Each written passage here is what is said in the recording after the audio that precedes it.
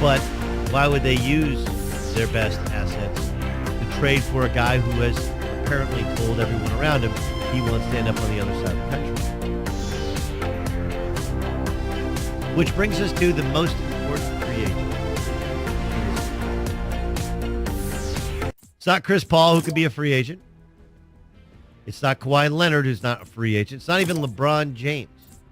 The fact is that Paul George has suddenly been thrust into this most important free agent in recent history of the NBA, and not just because of his own talents.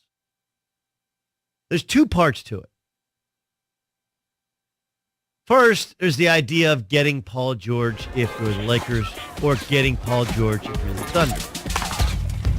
If you're the Lakers, you get Paul George. The sense is that probably cements that you'll get LeBron James.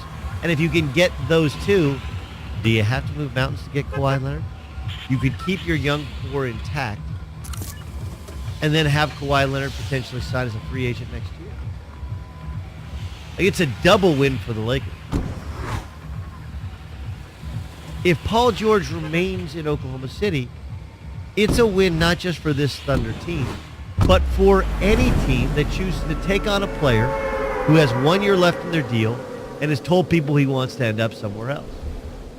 The Paul George thing is big because he told everybody, I want to be a Laker.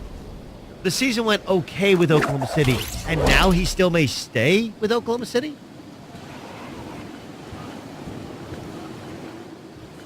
Again, it's not just about these two teams or about landing LeBron James or about how it affects the landscape of the West. This could completely and totally change how we look at guys who say, I don't want to be there. Remember, Chris Webber famously said he didn't want to be in Sacramento, and that ended up being probably the best spot of his entire career. Other players have held teams hostage, and they've gotten their way. In this particular case, Paul George, who by some reports could have been a Cleveland Cavalier if LeBron James quickly said he was staying. Paul George, who some people believe the Indiana Pacers should have traded to the Boston Celtics instead. Out of spite, they traded to the Oklahoma City Thunder. Paul George, who, let's just be honest, Indiana seemed to win that trade. He didn't want to be there. It was a declining asset. They got a Victor Oladipo, the league's most improved player, and they got Domas Sabonis as well. 2 starters or a starter and a half for a guy who was going to leave at the end of this season anyway. But we've gotten to this weird place to where the best player is not the most important free agent. The best free agent is the best player. But it's not the one that changes, or at least temporarily changes, much of the landscape of the sport. I mean, think of it in kind of all the, in levels of importance. I don't know which ranks where, but I would say for the Lakers, any sort of confidence or even arrogance about getting Kawhi Leonard next year suddenly becomes tension and pressure because, well, now you're not going to get Paul George. Here's ESPN's Adrian Wojnarowski on what's changed with Paul George potentially staying in Oklahoma City. He's become comfortable in Oklahoma City. He liked playing for that organization. He really likes Sam Presti, the GM, Billy Donovan, the coach. He's really gotten along and enjoyed playing with Russell Westbrook. It takes a while to adjust playing with Russ. And while they were disappointed to get knocked out early in the playoffs against Utah, he can run it back there, make more money in the short term, do a short deal, a long deal in Oklahoma City, and then get back out on the free agent market here again during the prime of his career.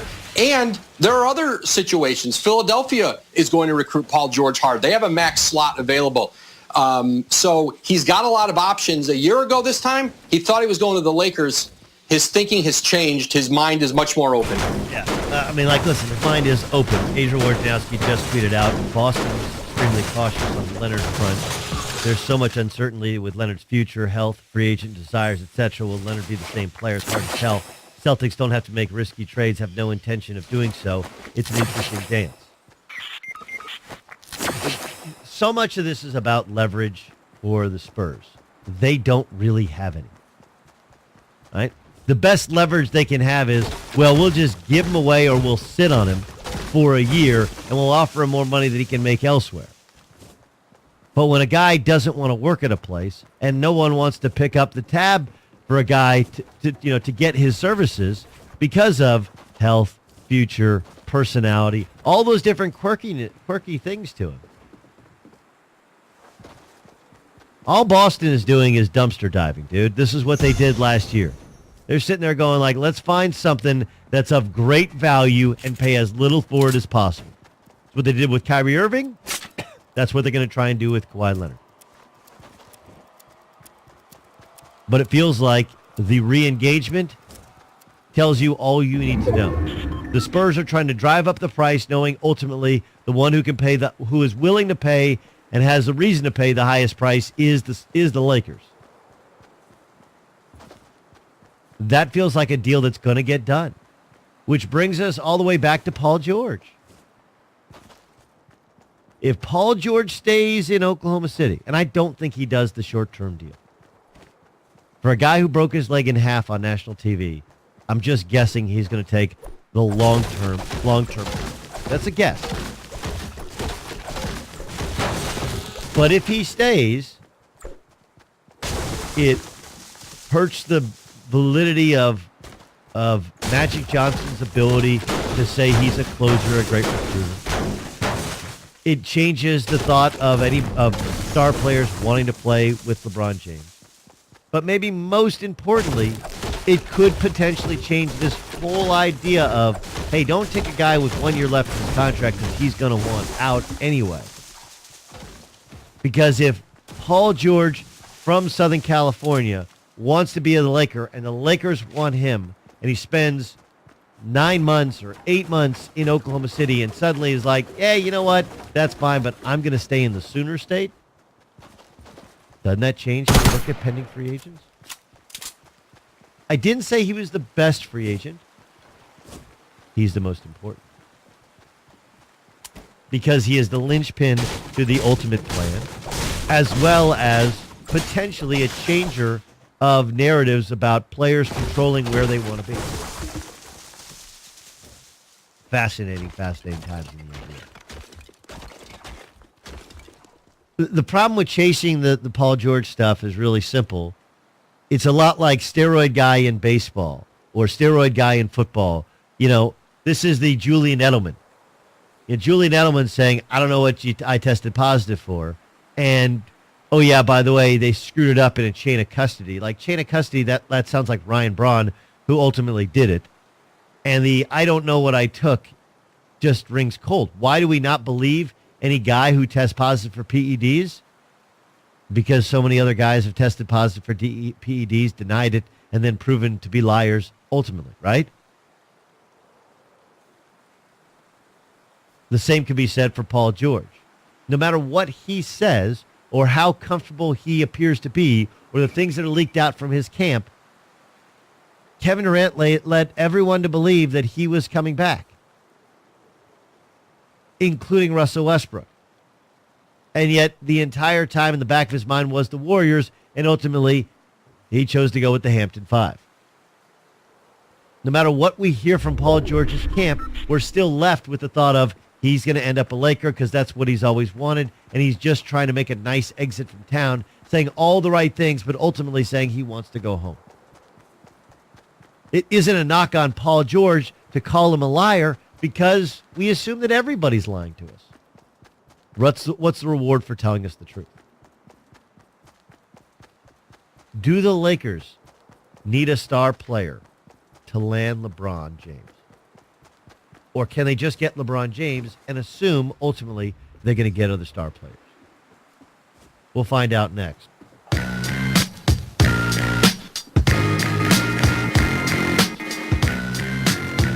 Doug Gottlieb in for Colin. This is The Herd with GMC Auto Deliver and Save. Don't worry about missing a daily dose of your favorite products. Set up your free subscription. Enjoy free shipping, 10% off your order. Quality ship, wellness delivered. Visit GNC.com or store near you to learn more. I am Doug Gottlieb. This is The Herd. Colin will be back Monday, and we think we think we will have at least some answers. July 1st, free agency bonanza, but oftentimes we know before we know. Sean Devaney covers the NBA for Sporting News. He authored a piece yesterday, which I found to be really, really interesting. And it talks about if LeBron James needs another star player before he decides to leave to LA. The conventional wisdom is, hey, LeBron's going, but he ain't going alone. Let's bring in Sean Devaney, who joins us now in the third. Is conventional wisdom accurate that LeBron ain't going by himself? Not necessarily. And I say that with the knowledge that whatever LeBron decides to do in the next week to 10 days, it's going to wind up being what he wants. It's going to wind up with him and at least one other star going to LA. That's not going to that plan is still very much in place. The question is what is the timing and who goes first? It doesn't have to be that the Kawhi Leonard trade to LA has to go through, or that Paul George has to say I'm going to LA.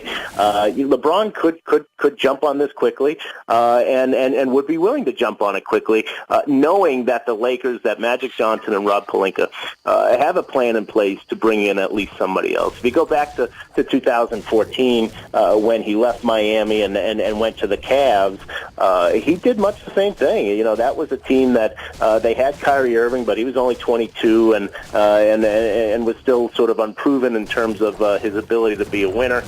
They had the number one pick, Andrew Wiggins.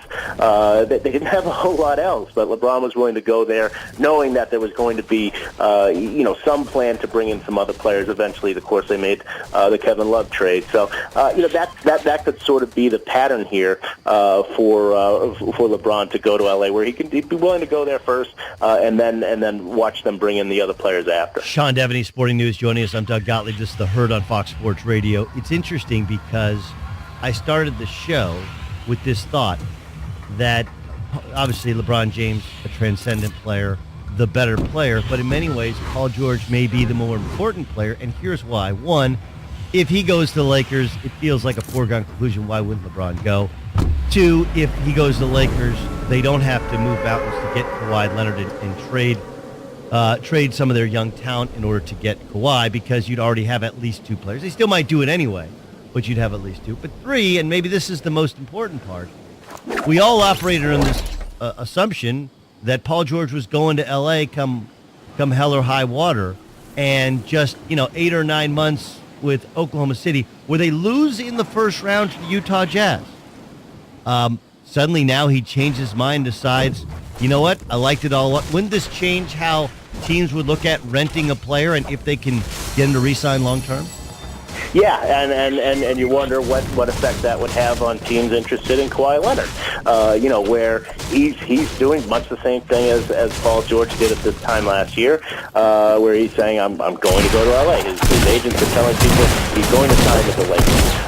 The Celtics want to get involved, the Sixers want to get involved. Don't do it. He's going to sign with the Lakers next summer. Well, if you're Philadelphia, for instance, and you've got a talented team, a 50-game winner from last year, and a team that Kawhi would fit pretty well on, all of a sudden you're thinking, well, look, we've got Brett Brown, who spent a long time as a Spurs assistant when Kawhi was there. We've got a chance to win a championship, or at least get to the finals with this team. We've got some good young players and guys that a guy like Kawhi Leonard would like to play with. Maybe it's worth the risk. And if they find that they're not able to get anybody else in free agency, which is entirely possible, they got plenty of cap space, but it might be tough for them to sign one of the big time guys, because there aren't that many out there. Then all of a sudden, maybe that does change the Sixers' thinking, and certainly the Paul George pattern if he stays in Oklahoma City. Now maybe if you're Philadelphia, you say, okay, we'll take that chance. I will point out that when I hear the Lakers and yes, the Celtics are re-engaging in talks with the Spurs, I don't know if it's pessimism or optimism. It depends on where you sit on it, but it feels like that's ultimately where he's going to end up, doesn't it? I just like they can get the most they can get in return for a trade is to trade him to the Lakers. And the Lakers, need him in order to make this kind of dream become a reality. It feels, whether it's a marriage of convenience or whatever, it feels like the most likely thing to happen. Once they start talking and everybody gets a little bit of pressure because deadlines bring deals, do you get the same thing, or am I overreacting to this news? Yeah, and I think you're right in that. And I think people might say, well, wait, the Celtics could give the Spurs more. But why would they?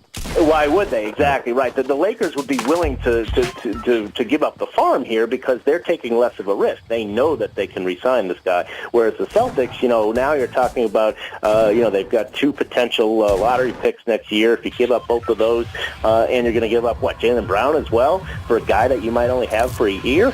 I'm not sure that the Celtics will want to do that. So they're going to be much, they're much less of a motivated buyer than the Lakers are, and so I do think that that in the end, the Lakers can give them the best package, and it's hard to see why the Spurs in the end, you'd have to be really stubborn, and you'd have to really, really dislike the Lakers to hurt your own team just to not send them to the Lakers, and I don't think that they're going to be that petty. Yeah, I think the big question for the Lakers is: if you have to include one of your best young players, do they want Lonzo Ball as part of it? And I would think the answer is yes, even though they like their young point guard who's all defensive.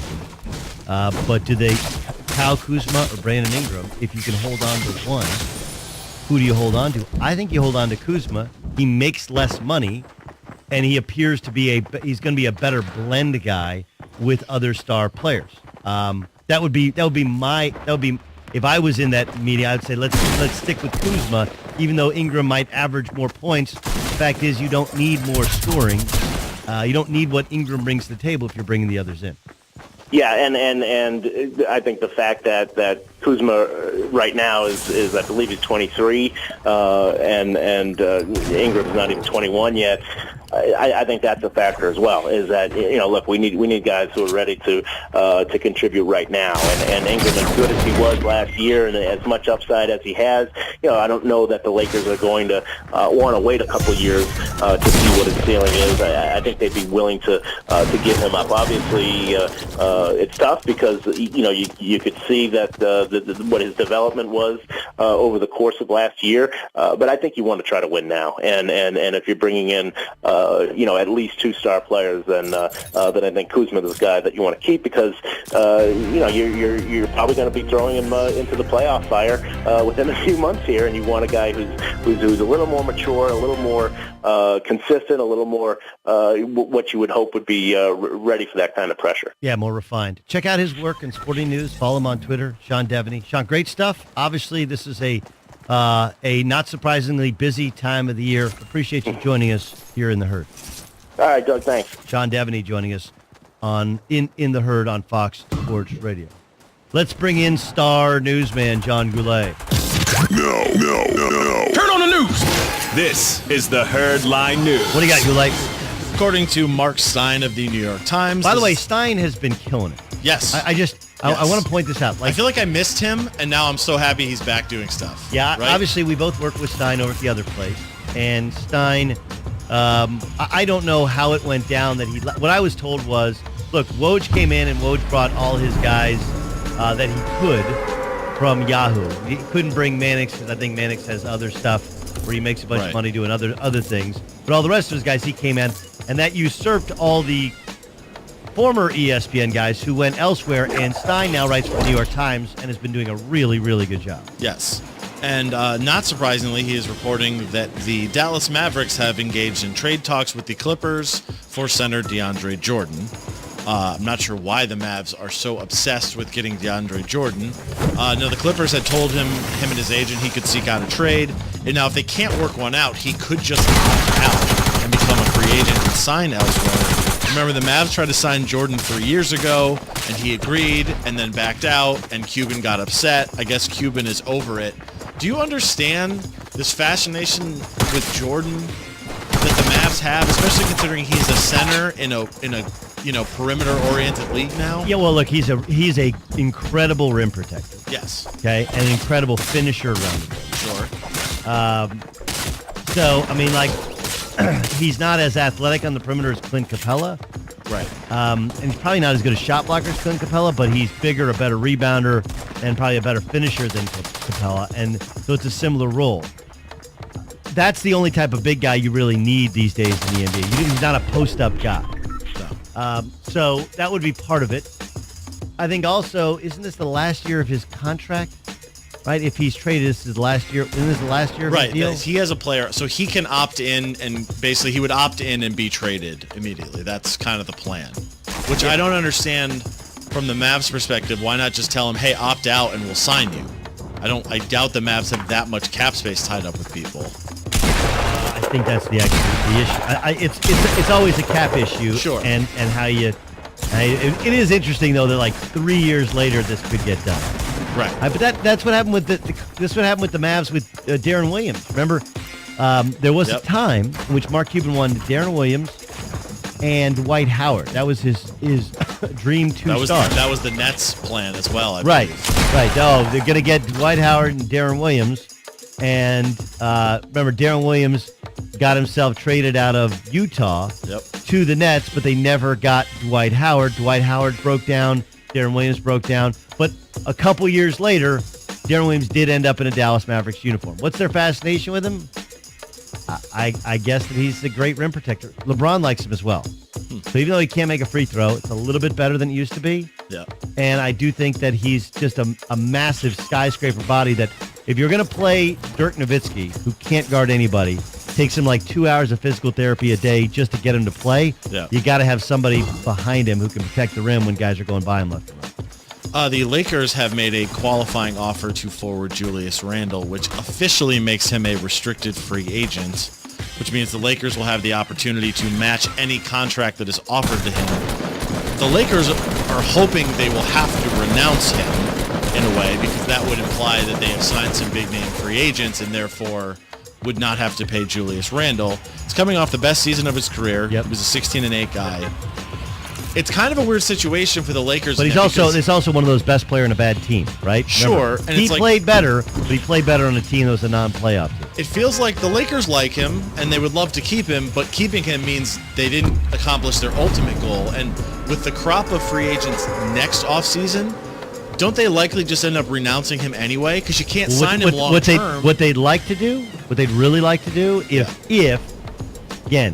they strike out on the other guys or if they have the cap space, is fill up some of the cap space with a short-term deal for him, like they did with KCP this year, like the Sixers did with J.J. Redick. That's not likely to happen. No, at his age, that's tough to do. Yeah, look, he's a backup small ball five. That's what he is. And the layman fans like 16 a game. He should be a starter. Okay, where? He doesn't shoot it well enough to stretch the floor. He doesn't defend the rim. Like, he's become a good player. He's not a great player, and he's one that he's got to be your fourth or fifth or sixth best player if you really want to be good. That's the news. John Goulet with the news. Well, that's the news. And thanks for stopping by. The Herd Line News. So basically we have a game of chicken, right? Now, the game of chicken, you've seen it in movies before where, the ultimate game of chicken is standing on a railroad track and, who's the last one to jump off before the train comes, two cars heading each other's way. Like, that just sounds like the dumbest thing ever. My two choices are I can almost die or I can die. Ooh, that sounds like a fun game. But this is the proverbial game of chicken. What are the other games that we always use? Game of telephone. You guys know what the game of telephone is? Game of telephone, you used to line people up in a circle or a straight line, whatever, and the teacher or the leader would say something in somebody's ear, and they would turn and in time say it in somebody else's ear, and it would pass down through, 2, 3, 5, 10 people. And by the time it gets to the end of the game of telephone, the message is usually completely different than it was previously. And we know this to be a great parallel to life because, for example, Ryan Music, who produces my show, The Doug Gottlieb Show, which follows this show daily on Fox Sports Radio, I can tell Ryan something, who can tell John Goulet something. tell Greg Toohey something. We could tell Colin Cowherd something. We could tell Greg, Scott Shapiro comes back to me, and it's something totally different. There's the game of telephone. It's a little bit like Stephen A. today went on ESPN and said that he was woken up by 2 calls in the middle of the night that guys were trying to said LeBron James had reached out to Kevin Durant to see if he wanted to team up. It's possible this is a game of telephone. It's possible that LeBron James did reach out to Kevin Durant, did ask him about Los Angeles. It's also possible that he just asked him, "Are you sure you're re-signing? Any chance you have any desire to team up?" We just don't know and we don't know if it was LeBron James himself reaching out, or through Rich Paul, or through somebody else, or just texting KD, "What you gonna do?" But we know games of chicken, which is what the Lakers and the Spurs are. We know the game of telephone. I'd say Twister is another game. There's also chess, like you describe something as chess, where there's some sacrificial pieces for more important parts, which is kind of what happens in the NBA with your salary cap. Like, look, we really like Lonzo Ball, but if we have to sacrifice Lonzo Ball, is Lonzo Ball a rook or a knight? Like, he's not a pawn, but he's also not a queen or a king. He's more in the rook or knight sort of category. Like, if you have to sacrifice rooks and knights and all of your pawns to get to save your queen and save your king, well then, damn, you do it. But the game of chicken is very simple. The Lakers are a little bit up against it, because if they can get Kawhi before free agency hits, they can almost assuredly get LeBron James. And maybe get Paul George as well. On the other hand, time is on their side, because if Kawhi truly wants to be a Laker, the smart thing is for him to play wherever else for one more year and then come aboard. Rushing the process of leaving a year early, we've seen it even leaving months early. That was the downfall of the Knicks. The Knicks had a good young roster. They'd done a post Isaiah Thomas. They'd done a nice job of turning over their roster. And what'd they do? Carmelo Anthony wanted to become a Knick. He told everybody, including Denver, that he wanted to become a Knick. And because the CBA was set to expire, because there was going to be a work stoppage, he freaked out and pushed them to make a deal early. And remember, they made a huge deal with the Denver Nuggets. The next year, the Nuggets made the playoffs, and the Knicks never recovered. That's the challenge for the Lakers. The Lakers are in good shape. No, Brandon Ingram's not a superstar. He might not be a star, but he's a good player. If he's your third best player, you got a pretty good team. If he's your fourth best player, you got a damn good team. Kyle Kuzma, if he's your fifth or sixth best player, if Lonzo Ball is your fourth or fifth best player, you're in good shape. And so the question becomes for the Spurs, look, the Lakers really need Kawhi Leonard, but they don't have to offer a full dollar-for-dollar, face-for-face, guy-for-guy value, because you're not going to get it elsewhere on the open market. The Spurs can hold on to Kawhi, but he doesn't want to be there. He might not play. And if he does play, doesn't matter. He could leave, and you don't get anything in return. On the other hand, they know the Lakers need him and could really use him right now, because if they get him right now, it locks them up to get LeBron James, and they might get Paul George as well. I don't think the Spurs holding on to Kawhi Leonard has anything to do with Kawhi, whether or not Kawhi plays in the West against them. That's one of those, we'll pretend like we really care and like we don't want to trade him to the Lakers, but that's not what this is about. Smart people make the best possible move they can make. This happens in our industry all the time. Guys going to leave an organization And whether it's here or CBS or NBC or ESPN or ABC, they're going to leave, and they're not really up for another 6 months. Yeah, here's what we'll do. We'll let him out of his contract now. We'll stop paying him now, knowing he's going to leave. But, hey, can you help us out with this one college football game? You know, we all have these picking orders. That happens. Remember when Al Michaels left Monday Night Football to go to NBC, they traded for some cartoons, right? That's what happened. He wanted out. He was going to leave. No longer wanted to work for the Mouse. So he was going to work for NBC. And what happened? I believe ESPN got some rights back to some old cartoons. So this is the classic game of chicken, where at some point the Spurs or the Lakers will blink, will freak out, will jump off the track. They'll both declare themselves winners.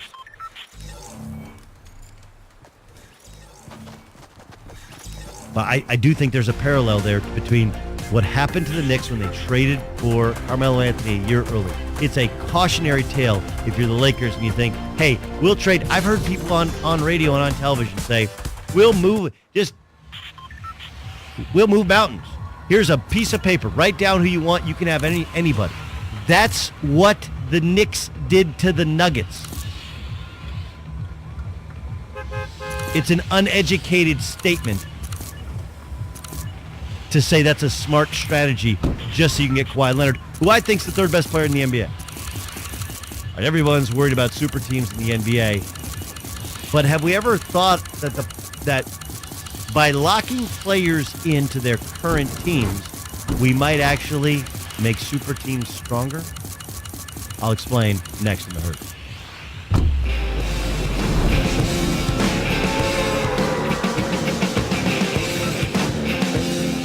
Pro customers at Lowe's save 5% on every purchase every day when you use your Lowe's Business Credit Account. That's 5% on all purchases in-store and online. Subject to credit approval, U.S. only. Doug Gottlieb in for Colin. And if LeBron goes to L.A., it will be something. He will be doing something in his career that he has never done.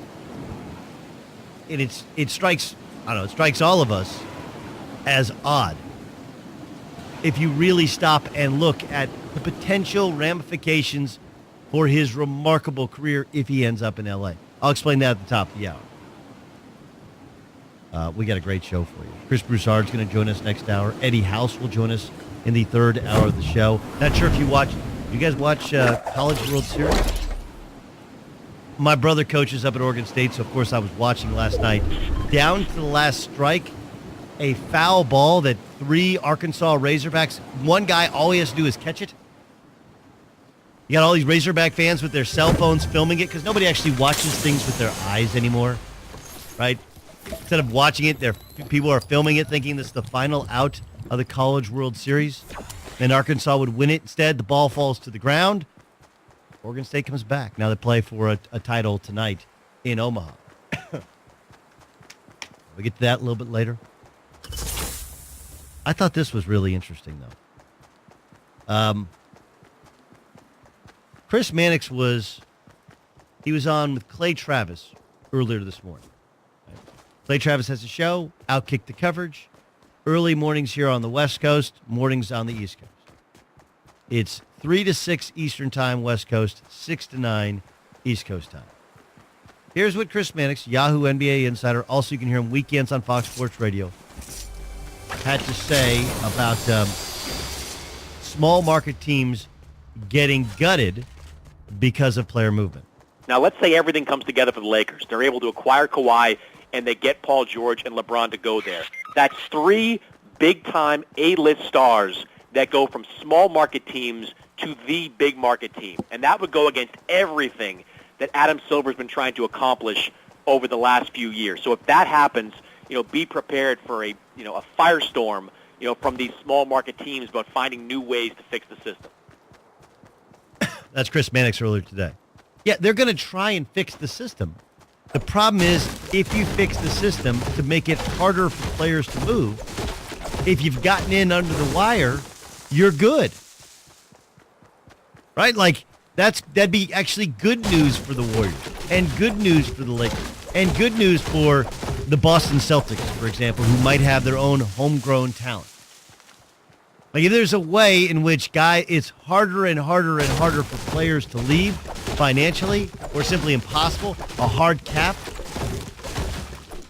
Because, look, this is a hard-ish cap. You know what this is? This is like, Goulet, you'd probably know. What's that stuff called that we used to have it when I was a kid on top of ice cream and it creates a shell? It's like chocolate syrup, and then it creates a shell on top. Yeah, once it gets something cold, it hardens. Yes. Yes. Any idea what that is? Ryan Music, you got no idea what that is? You've heard of it, but you don't know it. No, so that means you don't know.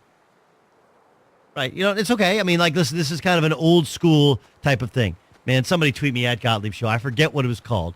Where it's basically like chocolate syrup you put on the top of an ice cream cone or on top of a bowl of ice cream.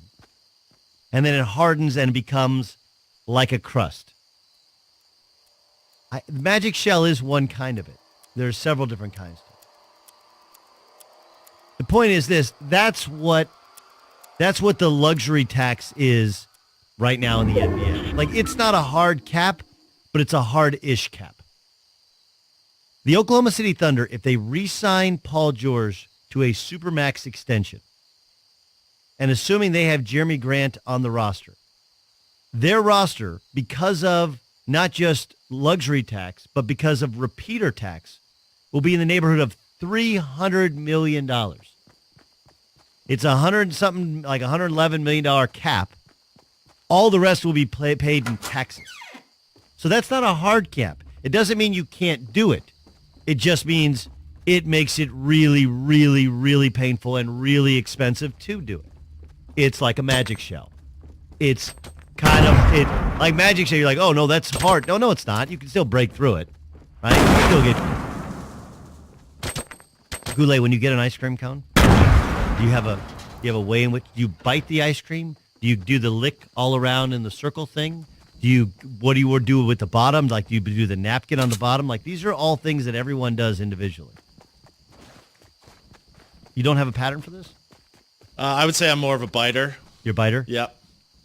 Biting is, it goes fast. You also get a little more likely for brain freeze. But I do feel like you really bite into the ice cream. You really get a sense of the ice cream. Whereas if you're licking and you're just making sure it doesn't drip, like you don't like drips anywhere, you're licking, you get the taste, but you don't get the overall feel of ice cream going into your mouth. I understand why you're a biter. By the way, this just in, John Goulet's a biter. John Goulet's Doug is a licker. I'm a licker. John Goulet's a biter. Andrew said there's a Hershey's shell. Same type of thing. But magic shell, I think, is the proper answer. My thing is this. If you get in under the wire before they put in a hard cap, if they can get a hard cap, think about what the Lakers or the Celtics or the Warriors could look like. All right, upcoming next. What if LeBron did something too conventional? It's the Herd.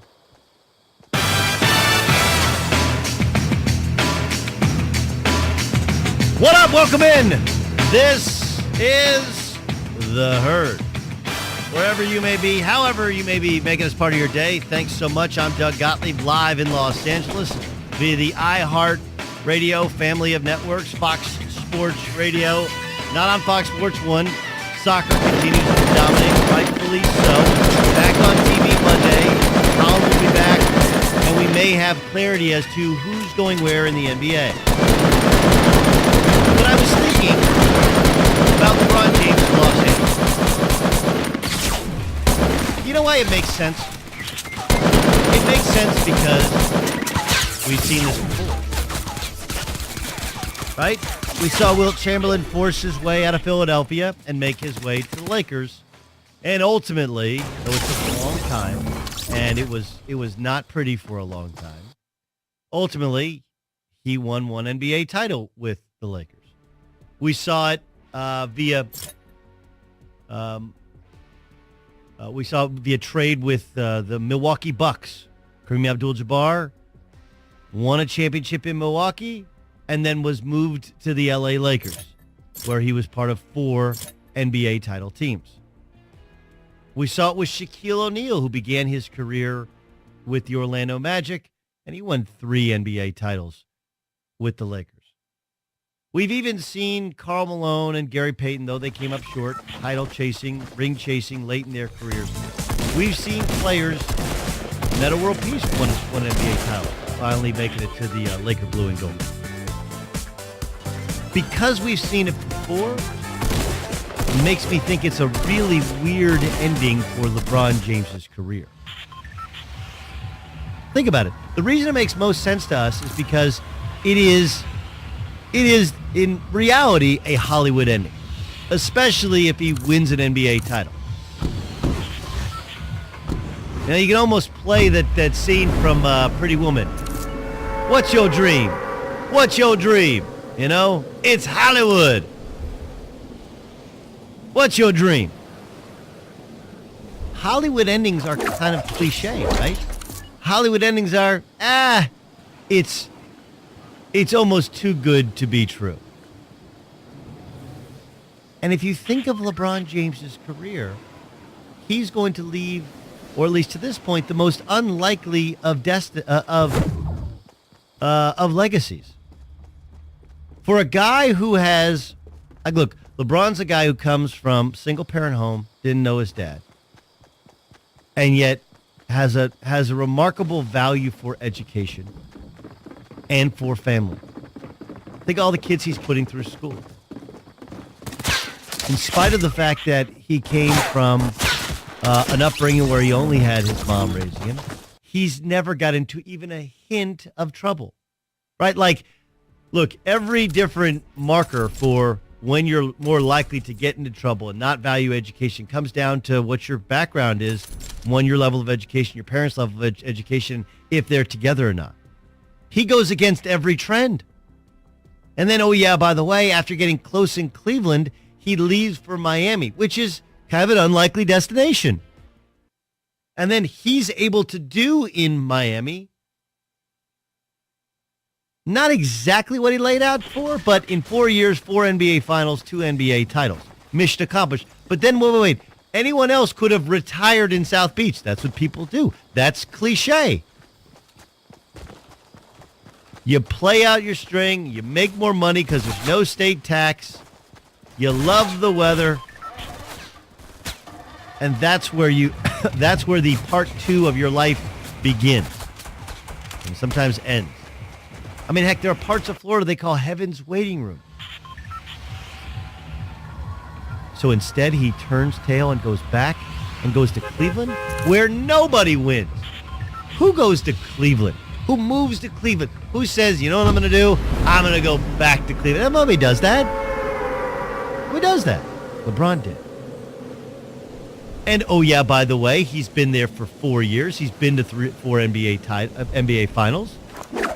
And though he's only won 1, he did so in incredible fashion, coming from 3 games to 1 down to a team that won 73 games the regular season. He's had a completely unconventional path to this point. And it does feel like this is kind of the cliche cheesy ending if he goes to lose, doesn't it? Like, aren't the best movies the ones with the plot twist? M. Night Shyamalan, right? Shyamalan. I didn't know that Bruce Willis was dead until everybody knew Bruce Willis was dead. Now, there are other people in the theater, and I know there's some of you that are driving around sitting there going like, I knew the whole time. The whole time. And most of you are lying.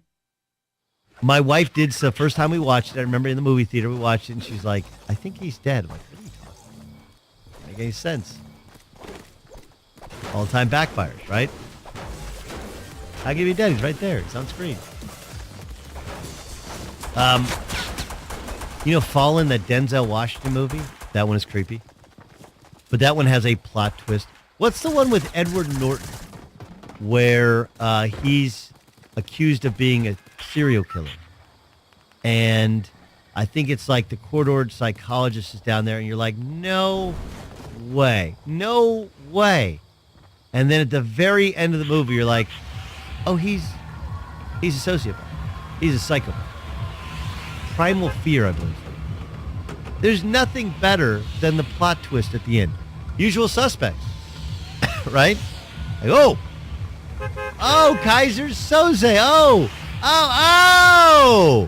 Oh, did not see that one coming. Wait, he's walking normal. He was gimpy a minute ago. What did happen to Kevin Spacey? Anyway, point is, that's kind of been LeBron James' career. Now, ending his career in L.A. with the Lakers, playing for a Magic Johnson-led team, that's as cliche as the end of Mighty Ducks. You know what that is? That's like 007. How many different 007s have there been? 7? 7 007s. 7 James Bond. And no matter who it is, well, my personal favorite is Sean Connery, right? That's what people always say. I mean, Daniel Craig's probably the best, right? He actually looks, because he's all shredded up, and I'm not sure if he's doing that fasting diet or whatever he's doing, because he's all shredded up, he actually looks like he could pull off some of those stunts. No disrespect to Connery. Connery looks like he could have pulled all the ladies, right? Like that one I get. But Daniel Craig actually looks like he could do some of the stunts that they have. But the fact is that 007 never dies. Hail of gunfire, somehow he always makes it. He always pulls, it's like Rocky, he always pulls it out in the end. And it's always 007 with a beautiful woman, fade to black in a scene which clearly goes NC-17 as soon as the credits start rolling, right? That's every 007 movie ever created. And we sign up knowing it. But that's not what LeBron's been. LeBron hasn't been 007. LeBron has been plot twist after. LeBron has been a little bit of like Pulp Fiction, right? Where you're putting together kind of all these stories. And they're kind of all going together like, oh.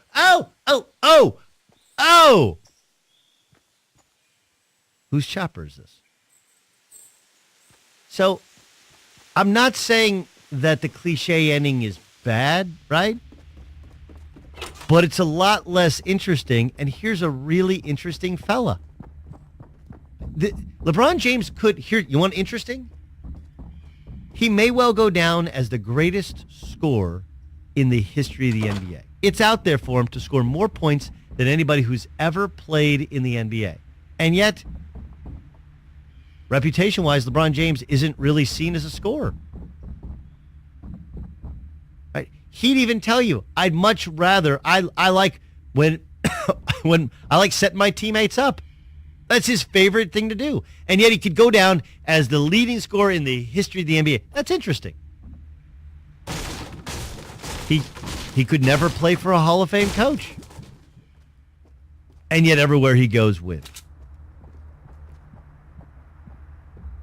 From Cleveland to Miami to Cleveland to L.A., like the LA thing, I guess building a new team in LA would be interesting, but we've kind of seen it before. We've seen LeBron James leave before. We've seen LA and super teams before. And we've seen players go to Los Angeles to end their career before. It would be a fairly conventional end to an unconventional career. Maybe that's what makes it more interesting.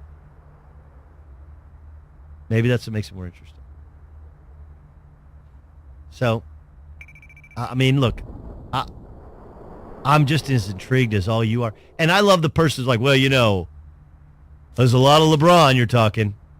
Have you been on the streets? This is not just in Los Angeles. But I can tell you that Colin's on vacation. We're in Utah this week.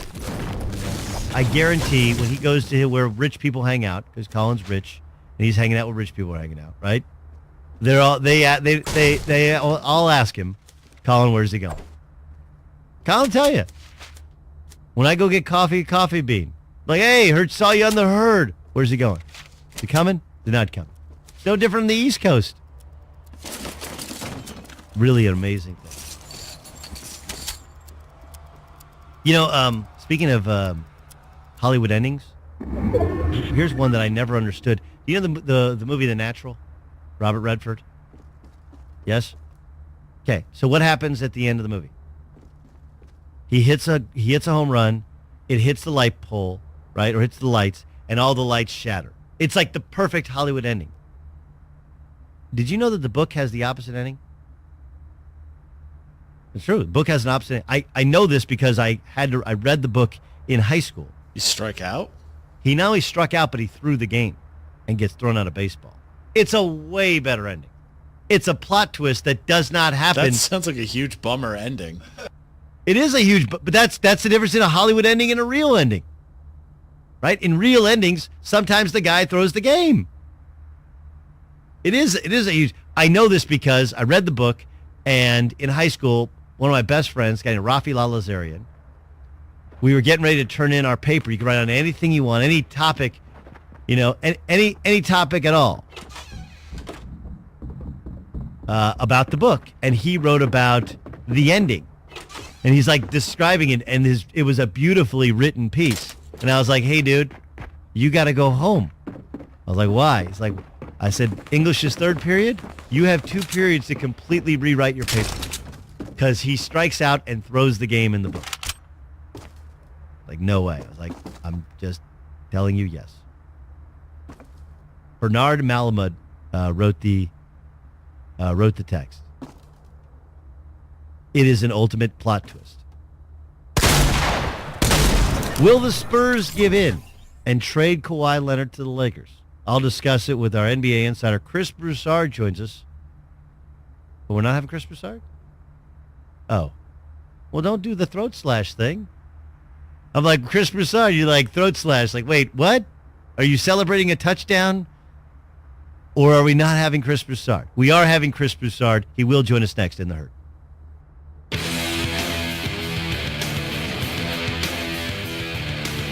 Hey, sports fans. The sun is shining. The temps are rising. Summer's officially here. Grab your friends. Blast some tunes. Ignite those coals because weather like this waits for no one.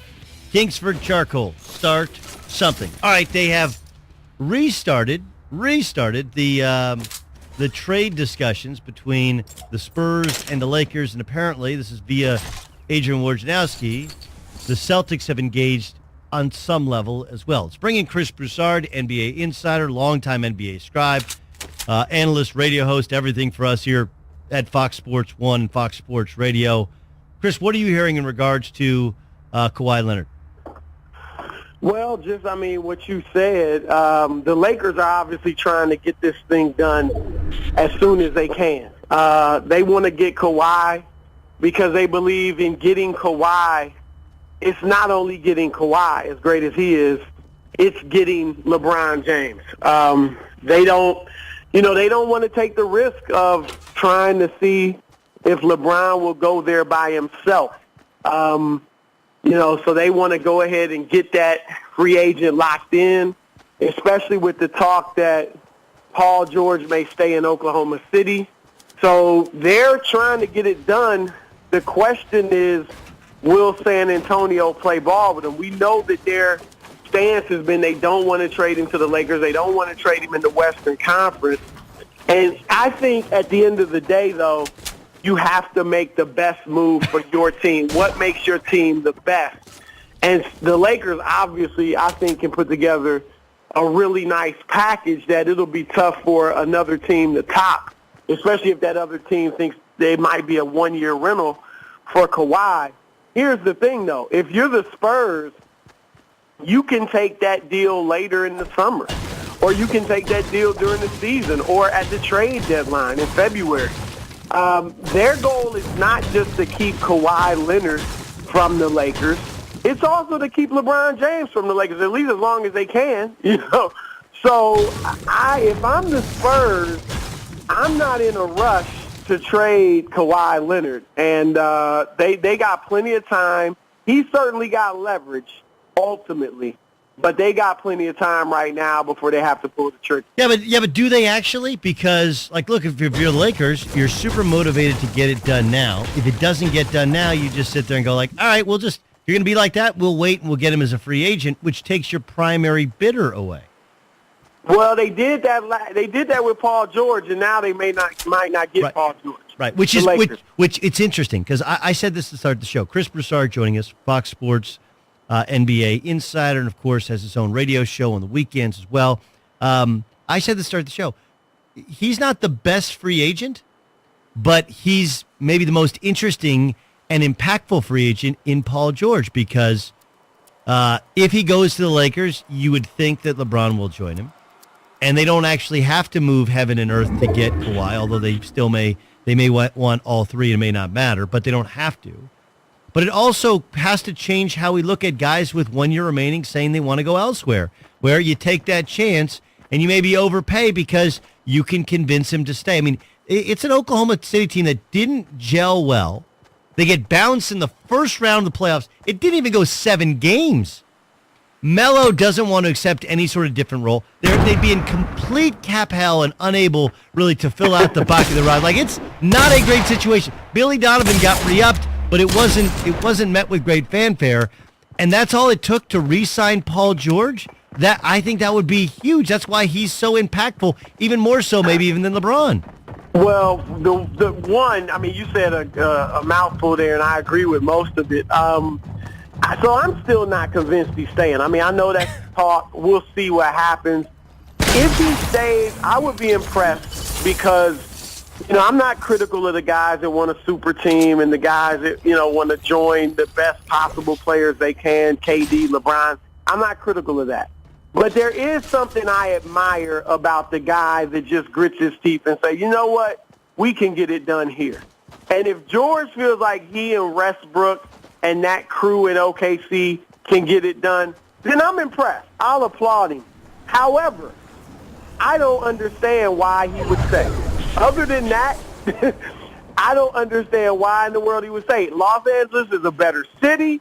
It's your hometown. If you play with LeBron, you got a better chance to win a championship than you'd have playing with Westbrook, which you probably don't have any chance of winning the championship.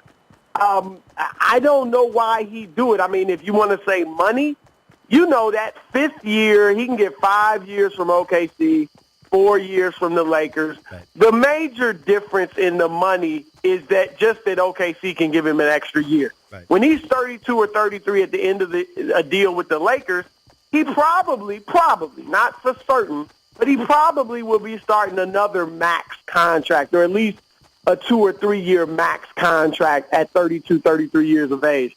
So I don't understand why he would stay, but if he does, I'd have to applaud him and be impressed. Yeah, but then you'd have to ask yourself, why did he leave Indy? Right? If you're gonna, I know, totally agree. Well, let's go here. If it's not just about going home to LA, then if I'm Paul George, I got to look at Philadelphia. Yep. I mean, if it's just now about basketball, where you think you can win, and look, I don't know this, but is he, if you play with LeBron, you're a distant second, right?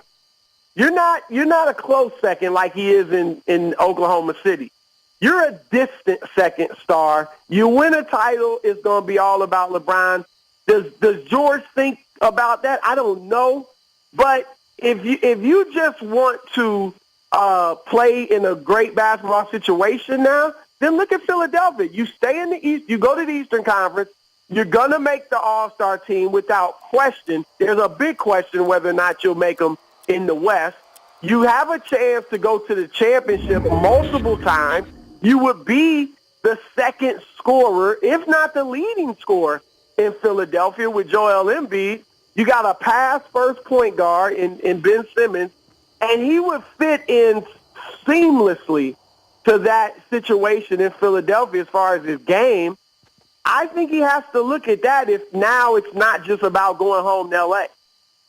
That's the voice of Chris Broussard, who joins us here in the Herd. I'm Doug Gottlieb filling in for Colin. All right, what about LeBron? Where are we on LeBron watch?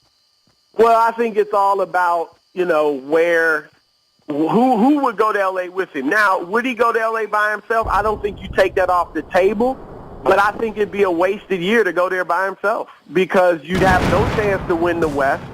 Does he think maybe I go there by myself and then at the deadline the Lakers trade for Kawhi? I don't know. But I just think even though that team in Cleveland would not be the favorite, in my opinion, in the East, they would still have a pretty good chance to win the East just because of LeBron. You got to figure they make a couple moves to improve the team, and they have a shot. And look, once you get to the finals, you take your chances.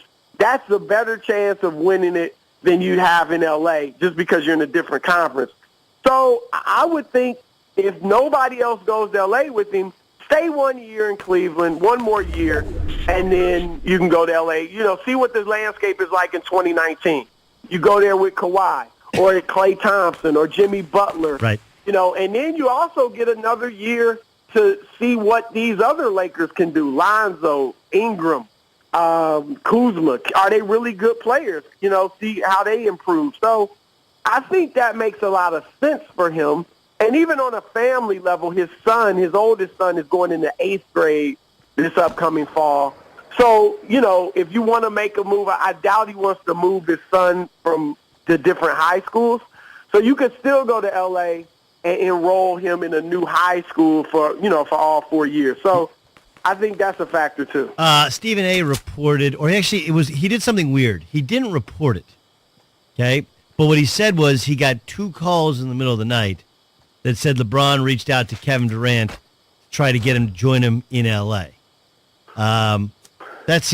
I've been told that's not true from somebody close to the situation on LeBron's side. In fairness to Stephen A., he's been told the same thing from LeBron's side, that it's not true, but Stephen A. still believes it. So, I don't know. Look, it would make sense.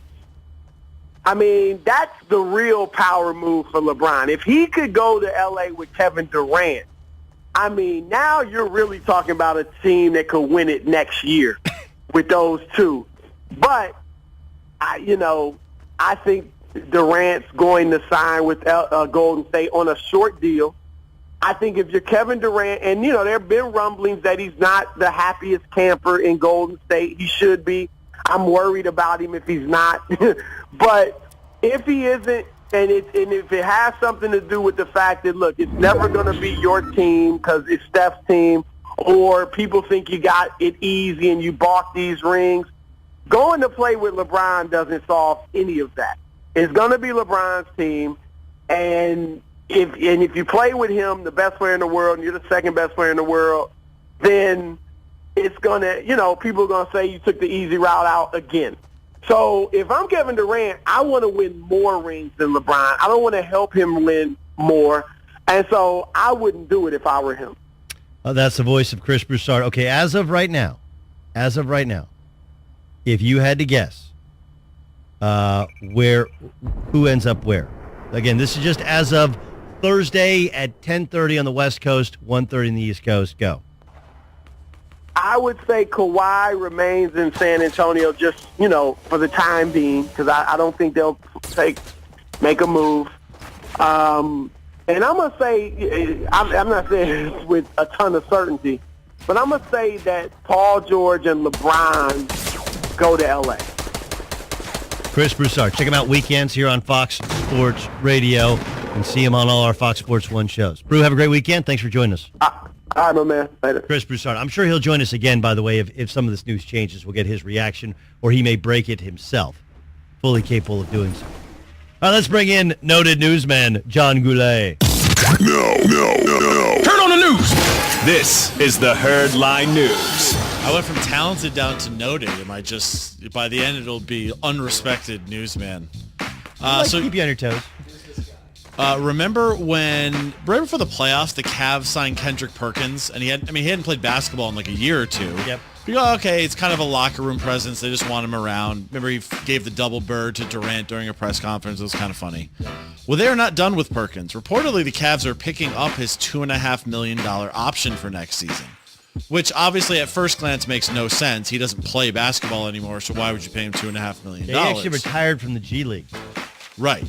But here's why they did it. Yeah, it's one of those, how do I get this job?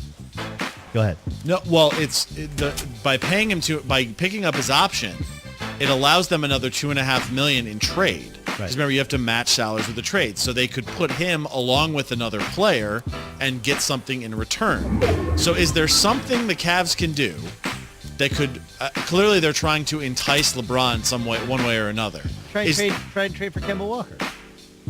Is that what this is aimed at? No, I just think this is a smart move. It's a non-guaranteed deal. No, they can basically get rid of it. So they can trade him and they would have to pay that, or they can just say no and they don't have to pay him anything. Right. So it's just basically a little trade incentive for them. Sure. And it's just smart to do, knowing the cap. So it is one of those things like, how do I get one of these jobs? Keith Van Horn, for years after he got done playing in the NBA, got paid because his salary was still good, and so he would still get money every time he was traded to different places. You still get your money. It's a crazy deal. Look, whether it's Kemba Walker or if they lose LeBron James and they try and gut the thing, having that extra value never hurts in pulling off a deal. But I think that's if there's a guard who can create his own shot that doesn't make a ton of money, that's out there available on the market, it'd be Kemba Walker. I mean, in a weird way, you could. I mean, they could. Kemba only makes $12 million, so he's a very easy contract to trade for. Right, but they'd have to take on probably some bad contract in order to get him. The Hornets also do have a few of those. They have a bunch of them. The Spurs announced Wednesday that they have promoted assistant coach Becky Hammon. Obviously, she is the only female assistant coach in the league. This now means she will be front row with Pop. Yes. You know, she's in the back row behind the front row of coaches. But they had an assistant go take the head coaching job with the Hornets. So she is now front row with Pop. She's been with the coaching staff since 2014. Well, this makes her more viable as a head coaching candidate. Sure, it's not a good look when she's in the back row. It makes it really hard to hire somebody who's not really a front row coach. Now it's like, all right, the league is pushing the teams to hire her as a coach. They want a female head coach. They just do. I think it only works at a place like San Antonio or where there's other San Antonio people running the front office, because you have to have complete trust, because there are going to be guys that don't want to have a woman yelling. Sure. They just don't. Look, guys challenge all NBA coaches, even the most established. Sure. Can you imagine how they would challenge her? Oh, the Warriors, said they were tuning out Steve Kerr this year. Right. So how would they handle? So I do think some of her challenges would be the same challenges you see with any NBA coach, especially because she didn't play in the NBA. Right. But she does have a slight level of respect above some dudes that didn't play. On the other hand, they had a bunch of other talented assistants that were getting looks as well as her, and the only one anybody was talking about was Becky Hammon. That wasn't sitting well with a lot of assistants in the NBA. Now it makes it more understandable when she gets a look from another team.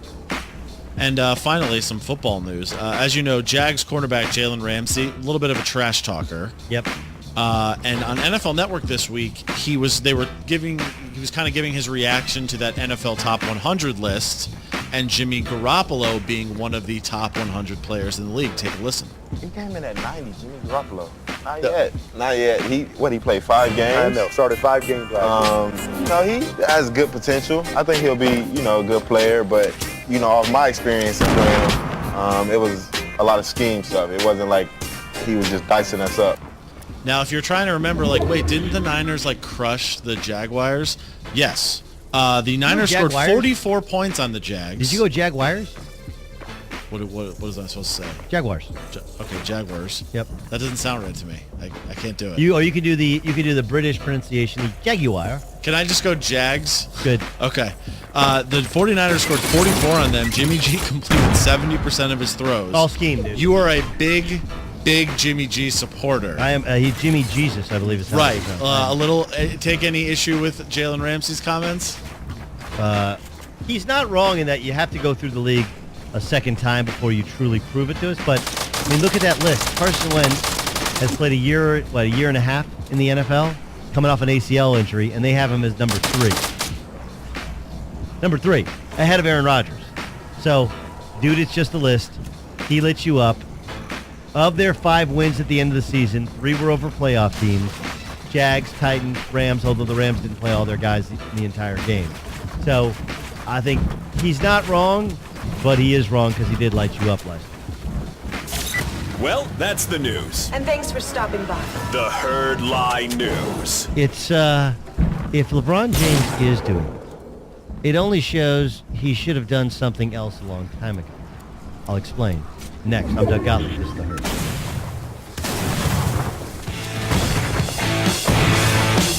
Car shopping can be confusing. Terms like dealer price, list price, and invoice price. True Car shows you what other people in the area paid for the car you want, so you can recognize a good price. When you're ready to buy a new or used car, visit True Car. You'll enjoy a more confident car buying experience. Doug Gottlieb in for Colin here on The Herd. Earlier today, I did it. Yeah, listen, I don't feel good about it. I don't feel great about it. Yep, I did it. I watched a little First Take. And it's one of those, here's honestly why I watched it, okay? I saw it on screen on the graphic that LeBron James called Kevin Durant to try and get him to go to Los Angeles. And I was like, well, Stephen A's up there, and it's Stephen A says, but it didn't have Stephen A. Smith recording, right? So I wanted to hear exactly what he said. I did it. I'm sorry. Okay, I'm sorry. This is like when you're at dinner and you're with your wife and a woman walks by and, you know, listen, those are not genuine GM parts, but you're supposed to make eye contact, right? And all of a sudden you look, you're like, what were you looking at? What do you think I was looking at, right? Like, I'm sorry, I didn't mean to, but like, just, it was on. Here's what he said. Well, LeBron James reached out to Kevin Durant via text, from what I'm told, about coming to Los Angeles. I don't know what Kevin Durant's response to him was. That is not the information that I got, but I will tell you what I did hear is that behind the scenes, Kevin Durant was like, why would I do that? You know what? As far as I'm concerned, LeBron James is a big-time player, what have you, but the way I look at it, I should be perceived as the best in the world. I'm the reigning 2-time champion. I'm the reigning 2-time NBA Finals MVP. Why would I think about doing something like that? All right, there was some editorializing in there. Meanwhile, he said he doesn't know what Kevin Durant said back in return, but then basically said, here's what Kevin Durant said back in return to other people. It's confusing. Chris Broussard just joined us and said that ain't true. He even said that LeBron's people told Stephen A. it ain't true, it didn't happen. Well, I guess my question would be, why not? What's the loss in it? If nothing else, it shows a tremendous amount of respect for Kevin Durant, and it shows that you want to go out and recruit. And actually, if you really want to get down to it, if this is true, why didn't he do it last summer? When Kyrie Irving let everyone know, you know what, I've had enough of this. I'd like to have my own. I'd like to just be out. Here's 5 teams, find me one of them. They found a different team, and he's like, all right, fine, I'm good. Why not then? Why weren't there the text messages then? Fire up the G5 then. You're LeBron James. You're the heavy. So you mean to tell me that last summer, when Kyrie was going to leave, you called the owner and the general manager? This summer, when you haven't yet committed to playing for the Lakers, you reach out to a guy and try and recruit him? Look, I guess it's a good thing. Maybe you could sell me on, I've learned from the past that I need to, I need to work to getting more guys on my team and not just let it organically happen by itself. But I did it. I'm sorry. I watched it. I don't feel great about it. I feel a little icky. Feel a little icky. There's some news shows that you feel like that as well, right? You turn them on, you're like, I'm gonna watch this. I used to feel it with O'Reilly, right? You'd turn it on, you'd watch, like, hard to watch. But I couldn't, he'd have a big interview, and I couldn't keep my eyes off it, and I feel bad. I feel bad about it. Goulet, you forgive me? Am I okay? Yeah, you're okay. We didn't watch it for long. Honey, I just watched it. To be fair, we were in a room with sports there's on multiple the TV. TVs, We yes. didn't put it on. It was Right. already on when we walked in there. Right. Honey, those adult movies, they were just on my computer, that somebody else had clicked on that site. I don't know how that happened. Don't know how it happened. That's really what happened. It just makes you wonder why he didn't reach out to Kyrie Durant. Because had he reached out to Kyrie Irving, you would have heard of it. This is the perfect example. We don't even know if he actually reached out to Kevin Durant. Right? His people call Chris Broussard and say it's not true. The fact that it might have happened, and here we are a year removed from Kyrie Irving saying he wants out, we would have heard if he does. That absolutely would have been part of the sale from his camp. Hey, man, look, he tried. He tried to get him to stay, but Kyrie wanted no part of it. The fact that we haven't heard that tells you he didn't do it. And either he's learning from his mistakes, or he just doesn't understand how he could have. There was a possible repair to the situation last year.